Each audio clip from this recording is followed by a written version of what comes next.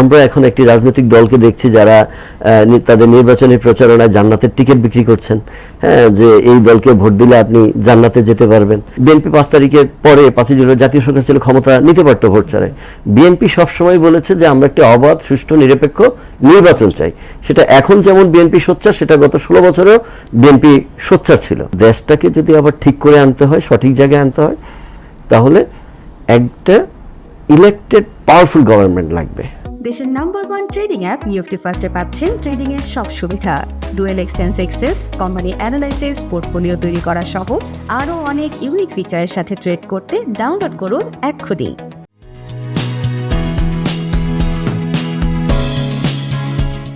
প্রিয় দর্শক, আপনাদের সবাইকে স্বাগত জানাচ্ছি বাণিজ্য প্রতিদিনের বিশেষ আয়োজন আগামী রাজনীতি। আপনারা জানেন আমরা এই অনুষ্ঠানে আলোচনা করে থাকি রাজনীতির বর্তমান অবস্থা এবং এই আগামী দিনের রাজনীতিকে দেখতে চাই সেই বিষয়গুলো নিয়ে। আজকের অনুষ্ঠানে অতিথি হিসেবে উপস্থিত আছেন বাংলাদেশ জাতীয়তাবাদী দল ছাত্রদল চাঁদপুর জেলা শাখার সাবেক আহ্বায়ক এবং বর্তমানে চাঁদপুর জেলা যুবদলের সাংগঠনিক সম্পাদক জনাব ফয়সাল আহমেদ বাহার। আজকের অনুষ্ঠানে আপনাকে স্বাগত জানাচ্ছি। অনেক ধন্যবাদ আমাকে আজকের অনুষ্ঠানে আমন্ত্রণ জানানোর জন্য। বারবার একটু শুরুতেই জানতে চাই যে সারা বাংলাদেশের রাজনৈতিক যে পরিবেশ, কেমন একটা অস্থিরতা বিরাজ করছে। আসলে চাঁদপুরের রাজনৈতিক মাঠ কেমন? আমরা 5 তারিখের পরে আসলে একটা পৃথিবীর যে কোনো দেশে এমন একটা গণ অভ্যুত্থান বা বিপ্লব, যেটাকেই অনেকে বিভিন্নভাবে ব্যাখ্যা করে, তো এমন একটা পরিস্থিতির পরে সারা দেশটাই অস্থিরতা থাকে এবং আস্তে আস্তে সেটা পরিণতির দিকে যায়। তো বর্তমানে বাংলাদেশে এমন একটা পরিস্থিতি বিরাজ করছে, ইলেকশন নিয়ে মানুষের মধ্যে একটু বিভিন্ন ধরনের চিন্তাভাবনা আছে, অনিশ্চয়তা আছে, আবার নিশ্চয়তার দোলাচলে, নিশ্চয়তার দোলাচলে মানুষ আছে। এই প্রেক্ষাপটে কিছু ধরনের সামাজিক অস্থিরতা, দলীয় সংঘাত সব মিলে, তো তার চেয়ে চাঁদপুর অনেকটাই স্থির, শান্ত আছে এই মুহূর্তে এবং আমাদের নিজেদের মধ্যে কোন্দল নাই। শহরের মধ্যে ওইরকম কোনো মারামারি, কাটাকাটি নাই, চাঁদাবাজি, সন্ত্রাস অনেকটাই এখানে নিয়ন্ত্রণে নেওয়া হয়েছে। এবং আমরা জানেন যে 5ই আগস্টের পরে আমাদের দল থেকে কিছু নির্দেশনা জারি করা হয়েছিল যে ব্যানার পোস্টার, অনুমোদিত ব্যানার পোস্টারের ক্ষেত্রে, তারপরে আপনার মোটর শোভাযাত্রার ক্ষেত্রে, এই জিনিসগুলো আমরা দলীয় নেতাকর্মীরা খুব কঠোরভাবে আমরা ফলো করছি এবং এখানে আমাদের পুরো জিনিসটাই দেখভাল করছেন চাঁদপুর জেলা বিএনপির সভাপতি জনাব শেখ ফরিদ আহমেদ মানিক ভাই। এবং আমরা দেখেছি যে সেখানে যারা বিশৃঙ্খল হচ্ছেন দলের ক্ষেত্রে সাংগঠনিকভাবে ব্যবস্থা নেওয়া হচ্ছে, মানুষের সাথে যারা অসদাচরণ করছে, মানুষকে কষ্ট দিচ্ছেন বা অন্যায় অপকর্ম করছেন, তাদের বিরুদ্ধে দলীয় সাংগঠনিক ব্যবস্থা হচ্ছে। এর পাশাপাশি অনেককে কারাগারেও পাঠানো হচ্ছে এবং দলীয় উদ্যোগে তাদেরকে কারাগারে পাঠানো হচ্ছে যাতে তারা সংশোধন হয়ে বাংলাদেশ জাতীয়তাবাদী দল একটি সুসংগঠিত শক্তিশালী সংগঠন হয়ে বাংলাদেশের মানুষের জনসেবায় কাজে লাগতে পারে। এই যে চাঁদপুরে একটা যে সুন্দর পরিবেশ আপনি বলেন, যেটার জন্য নেতৃত্ব দিচ্ছেন জেলা বিএনপি সভাপতি, আপনাদের সাথে বিপরীত যে রাজনৈতিক দলগুলো, যে জামাত, এনসিপি, অন্য যে দলগুলো, তাদের সাথে আসলে সম্পর্কটা কেমন? তাদের সাথে আমাদের যে রাজনৈতিক সম্পর্ক, আপনারা জানেন প্রত্যেকটা রাজনৈতিক দলের উদ্দেশ্য একটা থাকে যে তারা ক্ষমতায় যাবে এবং তাদের দলীয় আদর্শ বাস্তবায়ন করবে, জনগণের সেবা করবে। এবং এই প্রেক্ষাপটে ক্ষমতার প্রতিযোগিতা, ক্ষমতা যাওয়ার লড়াই তো স্বাভাবিক, নিজেদের মধ্যে কিছু বাক বিতণ্ডা, কিছু পক্ষ বিপক্ষ থাকবেই এবং আমাদের এখানেও স্বাভাবিকভাবে এটা আছে, বক্তৃতা বিবৃতির প্রতিযোগিতা সেটা আছে। কিন্তু রাজপথে আমাদের মধ্যে এ ধরনের কোনো সংঘাত এখন পর্যন্ত হয়নি। এবং আপনারা জানেন যে কিছুদিন আগে আমাদের 23 তারিখ সম্ভবত এনসিপি চাঁদপুরে একটি পদযাত্রা করেছে এবং সেখানে খুব শান্তিপূর্ণভাবেই সেটি অনুষ্ঠিত হয়েছে। এবং আমরা বিএনপি আমাদের আগামী দিনের আমরা ভবিষ্যৎ, আমাদের বিএনপির সিনিয়র ভাইস চেয়ারম্যান জনাব তারেক রহমান রাজনৈতিক সংস্কৃতি, যে রাজনৈতিক সহাবস্থানে বিশ্বাস করেন, সবাইকে নিয়ে দেশ গড়ার কাজে বিশ্বাস করেন, সেটা আমরা চাঁদপুরে পুরোপুরি পালন করতে পারছি বলে আমরা মনে করি। চাঁদপুরের একটা মোটামুটি অনেক দিনের একটা ঝামেলা, যেটা মাদক একটা বড় একটা সমস্যা। আসলে এই মাদক নির্মূলে 5ই আগস্টের পরে আপনার দলীয়ভাবে বা সামাজিকভাবে আপনি বিভিন্ন সামাজিক সংগঠনের সাথেও জড়িত, এইভাবে কি কোনো উদ্যোগ গ্রহণ করেছেন যে যাতে তরুণ সমাজকে একটি সুন্দর সুখী সমৃদ্ধি বাংলাদেশ গড়ার জন্য কাজে লাগানো যায়? আমরা মাদকের বিরুদ্ধে আমরা কিছু প্রচারণা চালিয়েছি, সভা সমাবেশ করেছি, স্থানীয়ভাবে করেছি, দলীয়ভাবে বিভিন্ন স্থানীয় পর্যায়ে ওয়ার্ড ইউনিটে আমরা করেছি, এবং আমরা টুর্নামেন্ট চালিয়েছি, ফুটবল টুর্নামেন্ট, ক্রিকেট টুর্নামেন্ট আমরা দলীয় আয়োজনে আমরা করেছি, যাতে আমাদের তরুণ যে আমাদের কিশোরী এবং ওরা যাতে মাদক থেকে মুক্ত করে একটা খেলাধুলার পরিবেশের মধ্যে সুস্থভাবে বড় হতে পারে। আমরা আমাদের নেতাকর্মীদেরকে সতর্ক করেছি, আমরা প্রশাসনকে মাদক সেবী, মাদক বহনকারী, মাদক মানে বিক্রেতা যারা ডিলার, গডফাদার, তাদের বিরুদ্ধে ব্যবস্থা নেওয়ার জন্য আমরা আমাদের দলের পক্ষ থেকে নির্দেশনা কঠোর মানে ভাবে জানানো হয়েছে, যাতে কাউকে ছাড় না দেওয়া হয়। এবং তারপরেও যারা এই ধরনের আছে, বিশেষ করে আমাদের দলের দুই একজন, বিএনপি বড় দল, দুই একজন থাকতে পারে এটা বিচ্ছিন্ন, এবং তাদেরকে অনেককেই কারাগারে পাঠানো হয়েছে। এবং আপনি এটা একটা অসাধারণ কাজ আমি মনে করি, যে বাংলাদেশে কোথাও হয়েছে কিনা আমার জানা নাই, যে আমাদের বিভিন্ন ইউনিটের কমিটি, যুব দলের বিষয়ে কমিটি দেওয়া হলে সেখানে ডোপ টেস্ট করা হচ্ছে, যে কেউ যদি মাদকাসক্ত হয় সে কোনোভাবেই আমাদের দলের কমিটিতে সম্পৃক্ত থাকতে পারবে না। তো আমরা আশা করি যে আগামী দিনে আমরা এইটা আরও বেশি, এই ব্যাপারে আমরা আরও কঠোর হব এবং মাদককে আমরা সমাজ থেকে নির্মূল করার জন্য সর্বাত্মক চেষ্টা করতে পারবো। চাঁদপুর জেলা বিএনপির সভাপতি সাথে সাম্প্রতিক সময় দেখেছি আমাদের সাবেক এই পতিত সরকারের প্রভাবশালী মন্ত্রী ছিলেন ডাক্তার দীপমণি, ওনার সাথে কিছু ছবি আসলে সামাজিক যোগাযোগ মাধ্যমে ছড়িয়ে পড়েছে, যে তার সাথে অনেক ধরনের লিয়াজও মেনটেন করে আসলে রাজনীতি করতেন। এটার বাস্তবতা আসলে কতটুকু? আসলে এই পুরো ব্যাপারটাই দুঃখজনক। আপনি রাজনীতি করবেন, প্রতিযোগিতা থাকবে, সেটা স্বাভাবিক, কিন্তু সেটা সুস্থ প্রতিযোগিতা হতে হবে।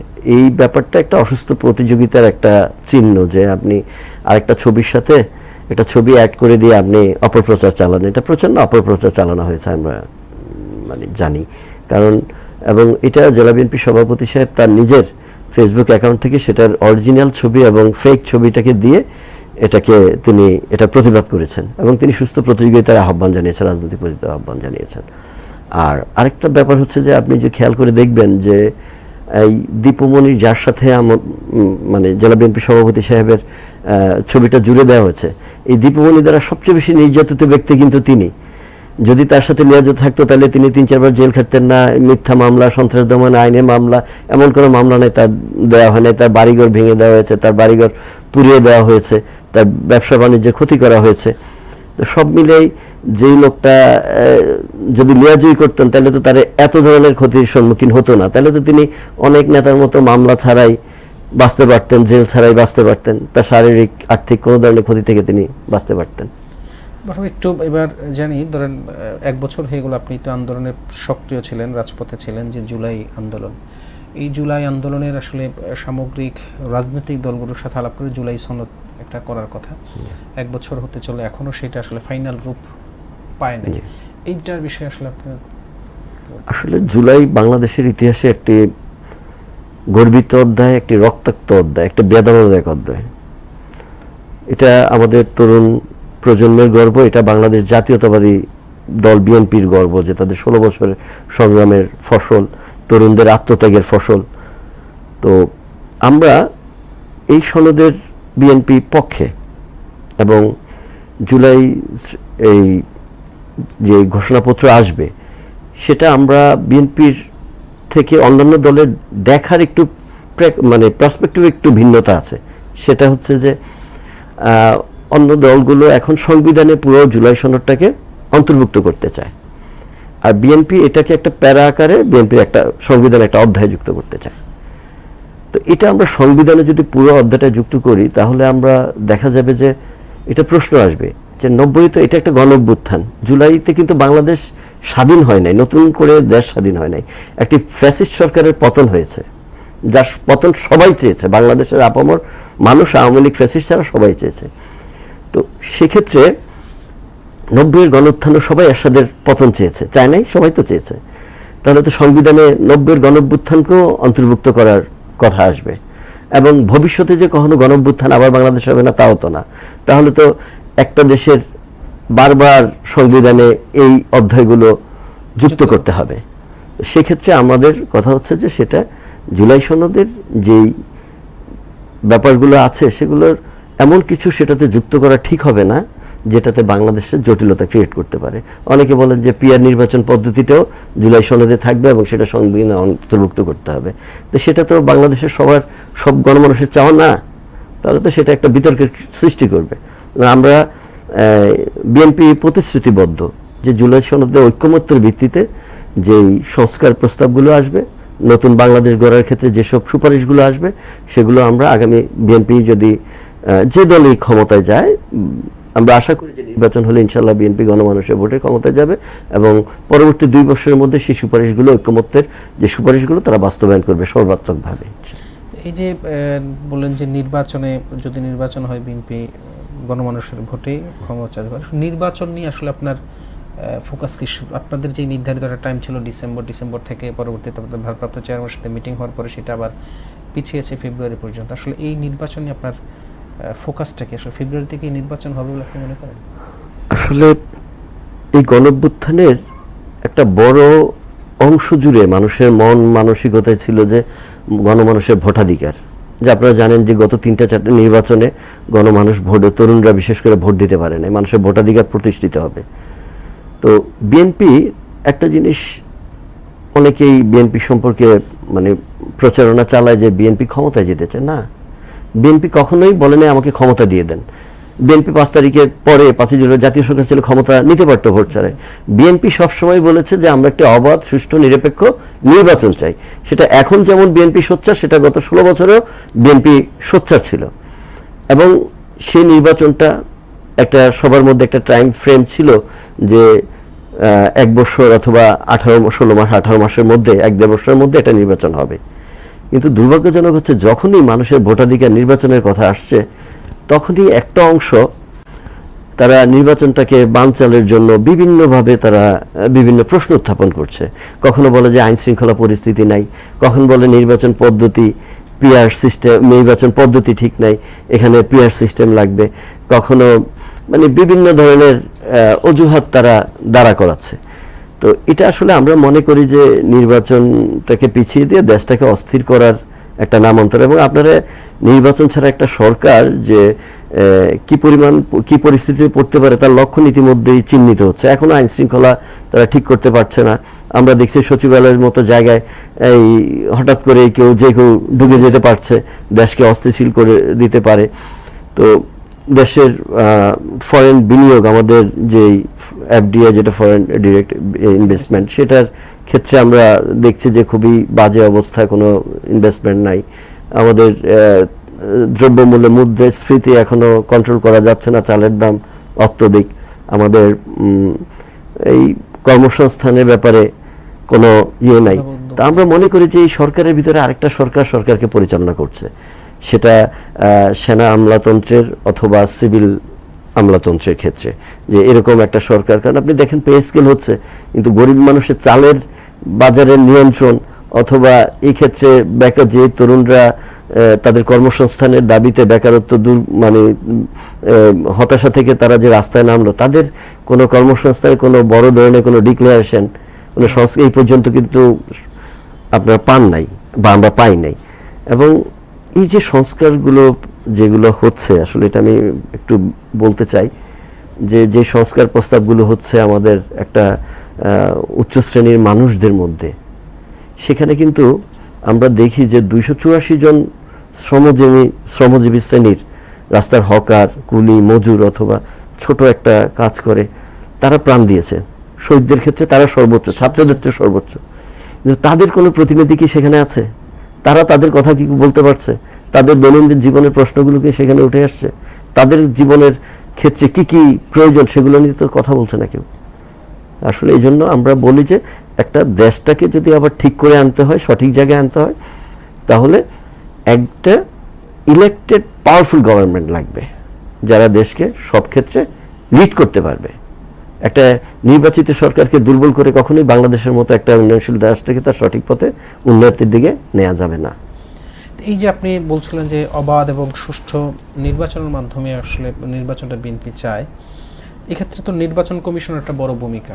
সাম্প্রতিক সময় দেখছে যে নির্বাচন কমিশন নিয়ে ব্যাপক বিতর্ক শুরু হয়েছে, যে প্রধান নির্বাচন কমিশনার সহ অধিকাংশ লোকই বিএনপি নমিনেটেড, বিএনপির লোকজন। এই অবস্থায় কি আসলে একটা গ্রহণযোগ্য নির্বাচন আশা করা যায়?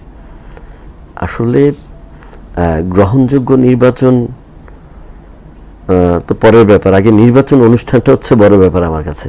তো এখন হঠাৎ করে প্রধান নির্বাচন কমিশন নির্বাচনের পক্ষে মতামত দিলেন যে যতক্ষণ পর্যন্ত অন্য কোনো পদ্ধতি সংবিধানে পিআর বা অন্য কোনো না অন্তর্ভুক্ত হচ্ছে ততক্ষণ পর্যন্ত আমাদেরকে এই পদ্ধতিতেই নির্বাচন নিতে হবে, আমাদের পূর্ণ প্রস্তুতি নিচ্ছি। তখন তার বিরুদ্ধে যে ঘেরাও করতে হবে, নির্বাচনে পদত্যাগ করতে হবে, আসলে বিতর্ক তো সবার ক্ষেত্রেই আছে। আপনি উপদেষ্টা সবার ক্ষেত্রে ব্যক্তিগতভাবে দেখেন, সবার ক্ষেত্রে বিতর্ক আছে। কেউ আসিফ মাহমুদের পদত্যাগ চায়, কেউ আসিফ নজরুলের পদত্যাগ চায়, অনেকে আবার প্রধান উপদেষ্টার পদত্যাগ চান, তাই না? এখন নির্বাচন কমিশনারের পদত্যাগ চান কেউ। তো এটা আমরা মনে করি যে এটা নির্বাচনকে পিছিয়ে দেওয়ার একটা নাম। তাদেরকে যখন নিয়োগ দেওয়া হয়েছে, আমার যতটুকু ধারণা, আমি তো ওই পর্যায়ে নাই, কিন্তু আমার যতটুকু ধারণা মোটামুটি সবার ঐক্যমত্যের ভিত্তিতেই তাকে এখানে নমিনেটেড করা হয়েছে। তো যেখানে ধরেন এই যে আপনি বলছিলেন মাঝখানে রাজনৈতিক অস্থিরতা, আসলে অনির্বাচিত সরকার হওয়ার কারণে যেভাবে চলছে, সাম্প্রতিক সময় যে এনসিপি জুলাই মাস ব্যাপী যে পদযাত্রায় গোপালগঞ্জ আসলে খুব মেসাকার একটা রূপ ধারণ করেছে। সেখানে বলা হচ্ছে যে যেখানে একটা জেলার আইন শৃঙ্খলা বা একটা জেলাকে কন্ট্রোল করতে পারেন এই সরকার, সেখানে আসলে বিশাল নির্বাচন যে সময় দিবে সারা দেশে, ওই সময় আইন শৃঙ্খলা এইভাবে কন্ট্রোল করতে পারবে? এটা গোপালগঞ্জের ব্যাপারটা যে নির্বাচন আইন শৃঙ্খলা, একটা জায়গার আইন শৃঙ্খলা পরিস্থিতি সেখানে গোয়েন্দা ব্যর্থতা না দেখে অথবা এনসিপির অপরিপক্কতাটাকে সামনে না এনে এখানে আইন শৃঙ্খলার একটা টোটাল সিনিয়র ইউনিয়নে সারা বাংলাদেশের সিনিয়রের সাথে এটা তুলনা করে নির্বাচন পেছানোর একটা অজুহাত মাত্র গোপালগঞ্জটা। কারণ আপনি যদি নির্বাচন না দেন, সমগ্র বাংলাদেশ যদি গোপালগঞ্জের মতো পরিস্থিতি ধারণ করে, আজকে যে এনসিপি, এটা ধীরে ধীরে পরিষ্কার হচ্ছে it's a kings party basically, যে এখানে আপনার সেনাবাহিনী, ডিজিএফআই, পুলিশ প্রশাসন যেখানে যায়, কোথাও কোনো জেলায় 900-1000 পুলিশ তাদেরকে ব্যারিকেড দিয়ে, তাদেরকে নিরাপত্তা দিয়ে, একটি রাজনৈতিক দলকে নিয়ে এমন নিরাপত্তা দিয়ে তাদেরকে নির্বাচনী প্রচারণা বা তাদের দলীয় প্রচারণায় নিচ্ছে। তো সেক্ষেত্রে আমার মনে হয় গোপালগঞ্জের ব্যাপারটা একটা সিম্পল একটা আঞ্চলিক ইস্যু হিসেবে দেখা উচিত। পুরো বাংলাদেশ কখনোই গোপালগঞ্জ না। আওয়ামী লীগের স্ট্রং হোল্ড আপনারা 1 বছরে দেখছেন কোথাও এই পরিস্থিতি হয় নাই, গোপালগঞ্জে হয়েছে।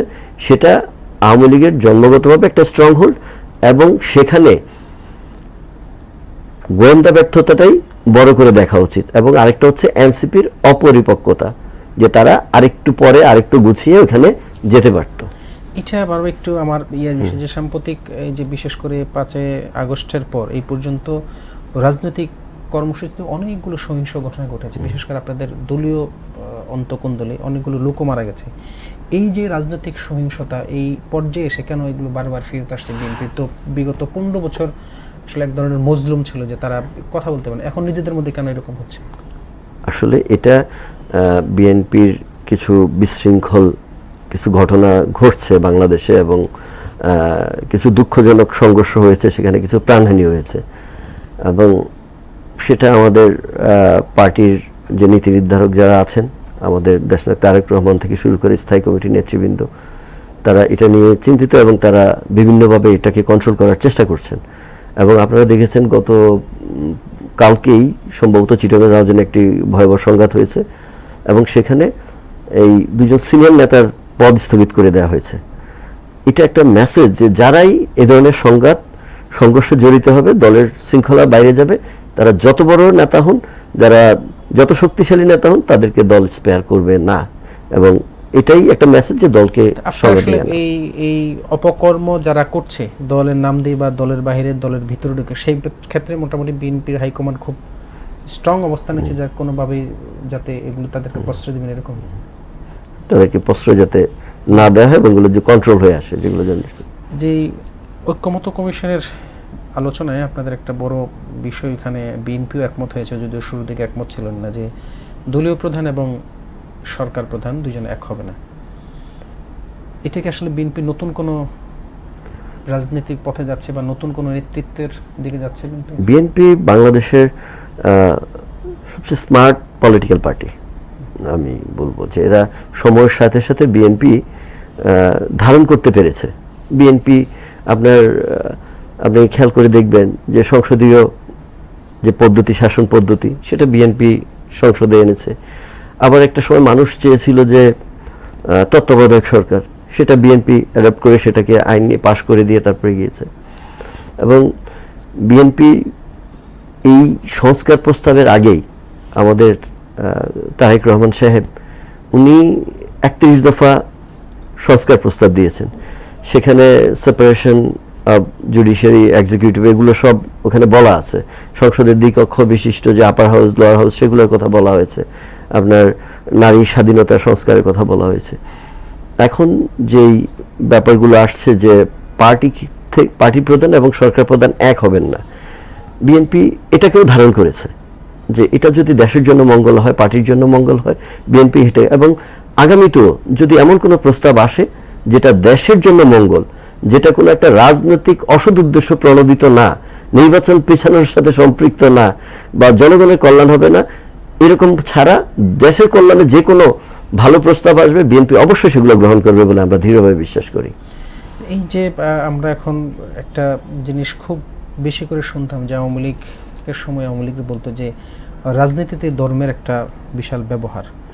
বিএনপির এখন কিছু কিছু লোক একই কথা বলছে যে ধর্মের সাথে রাজনীতিকে দুইটাকে মেলানোর চেষ্টা করছে। এক্ষেত্রে আপনি কি মনে করেন যে ধর্ম এবং রাজনীতি এই দুইটাকে একসাথে মেলানো উচিত বা উচিত না? আসলে বিএনপির বাংলাদেশের গণমানুষের দল, গণমানুষের সেন্টিমেন্ট ধারণ করে। শহীদ রাষ্ট্রপতি জিয়াউর রহমান সংবিধানে আল্লাহর উপর পূর্ণ আস্থা ও বিশ্বাস এই কথাই স্থাপন করেছিলেন। এর চেয়ে বড় ধর্মীয় অনুভূতি মনে হয় আর কোনো শব্দ দিয়ে আপনি ধর্মীয় অনুভূতি ব্যাখ্যা করতে পারবেন না। কিন্তু আমরা দেখছি যে রাজনীতির নিজেদের সংকীর্ণ একটা দলীয় স্বার্থে ধর্মটাকে ব্যবহার করা হয়।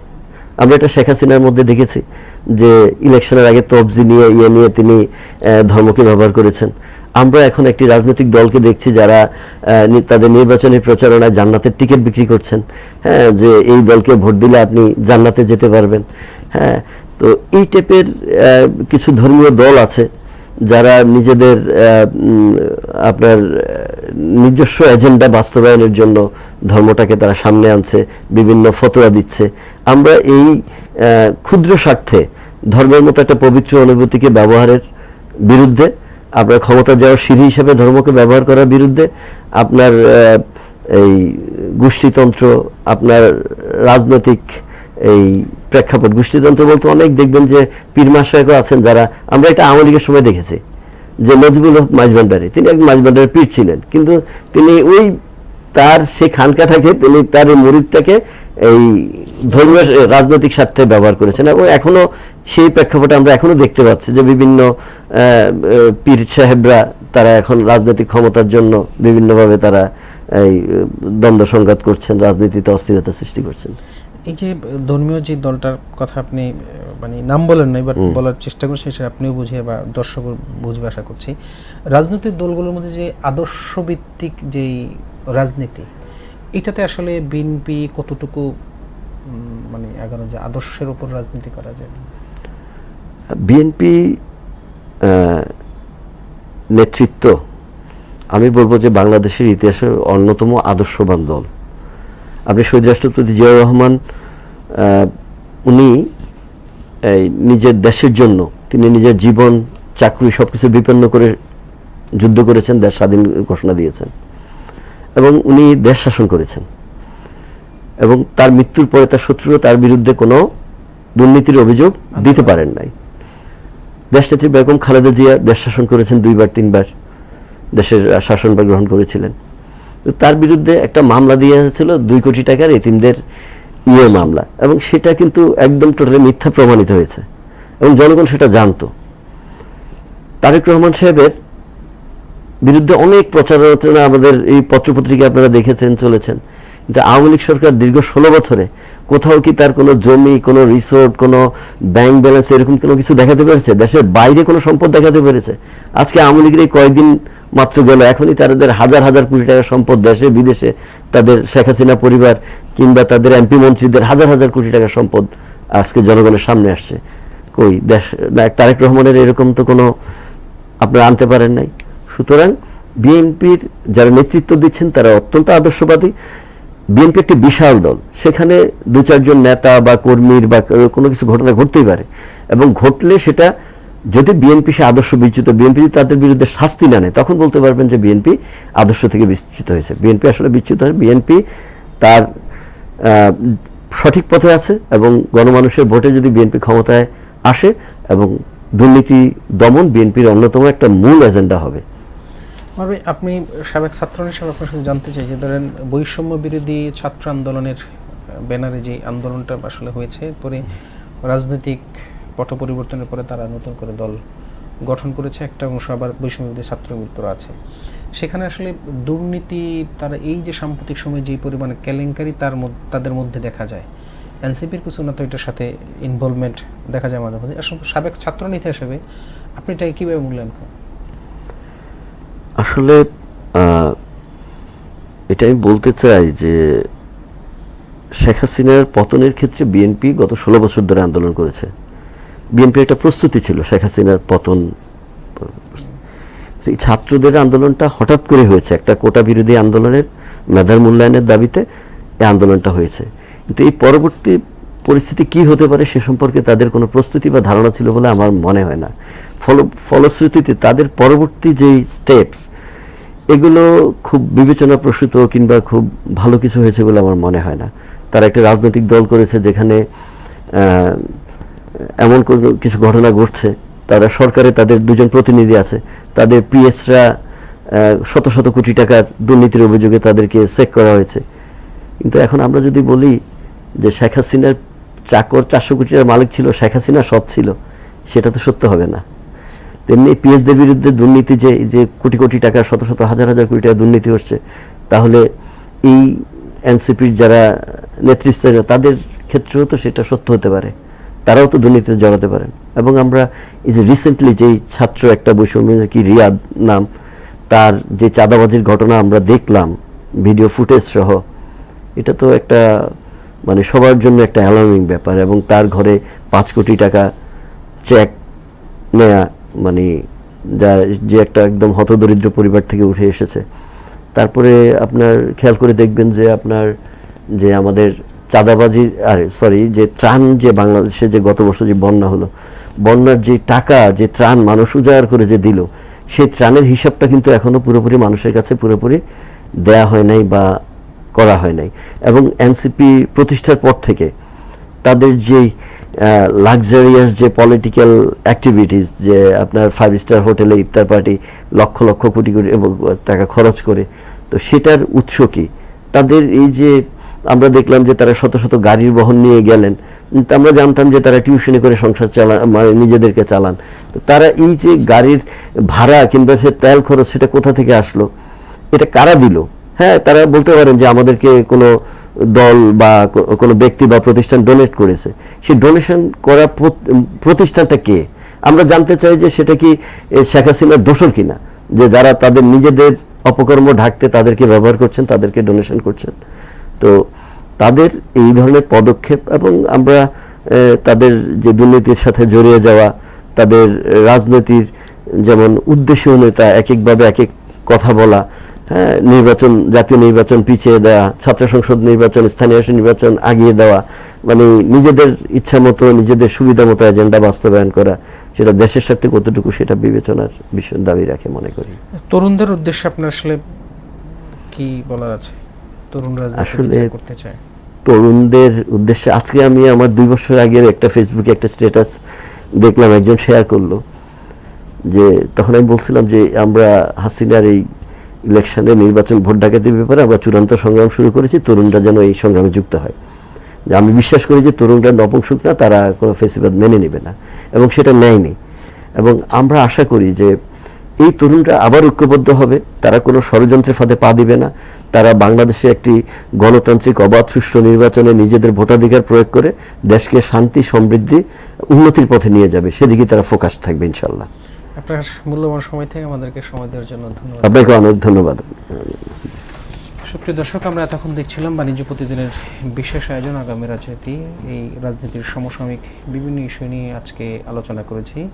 বাংলাদেশ জাতীয়তাবাদী ছাত্রদলের সাবেক চাঁদপুর জেলার আহ্বায়ক এবং বর্তমানে যুবদলের চাঁদপুর জেলার সাংগঠনিক সম্পাদক জনাব ফয়সাল আহমেদ বাহার ভাইয়ের সাথে এতক্ষণ আমাদের সাথে থাকার জন্য আপনাদের সবাইকে আন্তরিকভাবে ধন্যবাদ জানিয়ে আজকের মতো এখানে বিদায় নিচ্ছি। অন্য কোনো অতিথি নিয়ে আবার সামনে হাজির হব। সেই পর্যন্ত ভালো থাকবেন, সুস্থ থাকবেন। আল্লাহ হাফেজ।